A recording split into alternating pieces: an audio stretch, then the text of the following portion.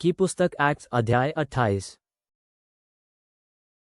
इस सब कुछ से सुरक्षापूर्वक बच निकलने के बाद हमें पता चला कि उस द्वीप का नाम माल्टा था।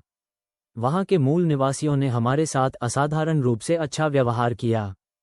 क्योंकि सर्दी थी और वर्षा होने लगी थी, इसलिए उन्होंने आग जलाई और हम सबका स्वागत किया। पौलुस ने लकड़ियों का एक गट्ठर बनाया और वह जब लकड़ियों को आग पर रख रहा था तभी गर्मी खाकर एक विषैला नाग बाहर निकला और उसने उसके हाथ को डस लिया।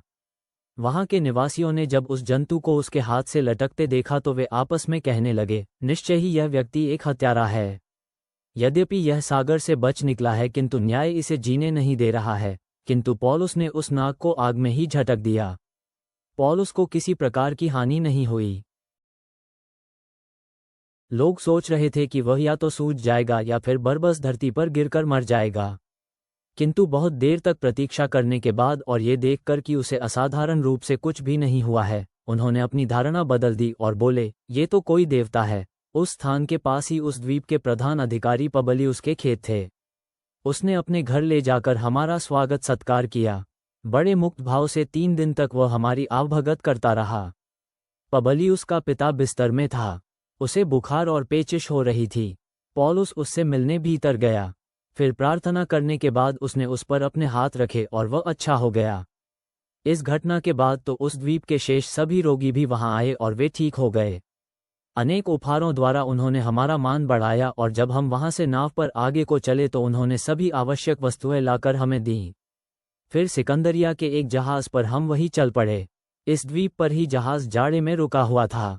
जहाज के अगले भाग पर जुड़वां भाइयों का चिन्ह अंकित था। फिर हम सरकुस जा पहुंचे जहां हम 3 दिन ठहरे। वहां से जहाज द्वारा हम रेगियुम पहुंचे और फिर अगले ही दिन दक्षिणी हवा चल पड़ी। सो अगले दिन हम पुतियुलिया गए।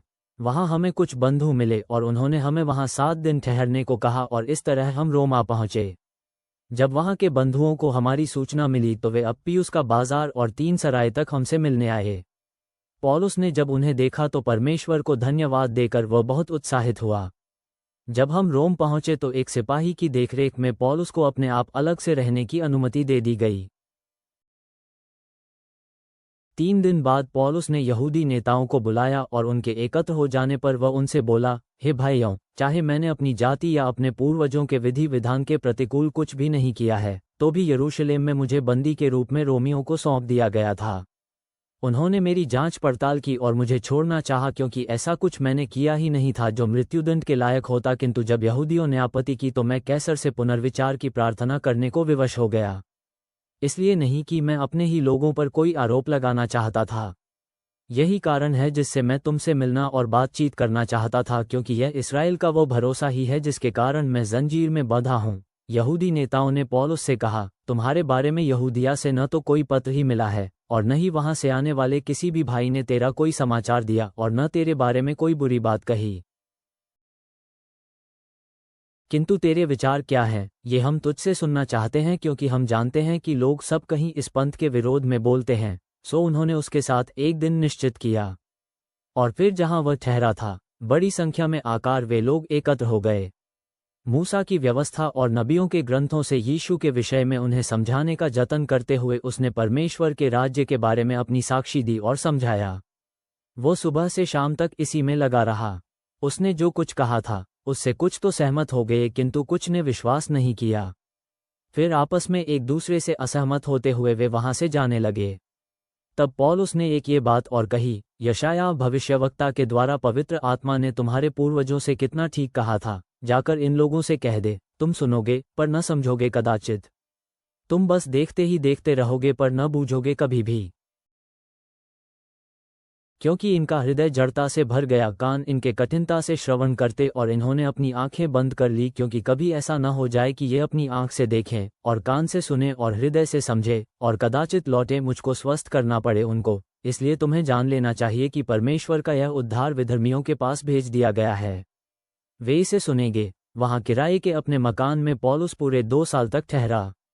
जो कोई भी उससे मिलने आता वह उसका स्वागत करता। वो परमेश्वर के राज्य का प्रचार करता और प्रभु यीशु मसीह के विषय में उपदेश देता। वो इस कार्य को पूरी निर्भयता और बिना कोई बाधा माने किया करता था। स्वर्गीय पिता, हम आपका धन्यवाद करते हैं कि पौलुस ने अपनी यात्रा में परीक्षाओं और चुनौतियों का सामना करते हुए अटल विश्वास दिखाया। हमारी सहायता करें कि हम भी अपनी चुनौतियों को साहस के साथ स्वीकार करें और आपकी दिव्य योजना पर भरोसा रखें, ये जानते हुए कि आप हमारे माध्यम से दूसरों को आशा और चंगाई प्रदान करते हैं। हम आपकी कृपा के साधन बने, हर परिस्थिति में मसीह के प्रेम को बांटते हुए। आपका आत्मा हमें सारी सच्चाई में मार्गदर्शन करे। आमीन।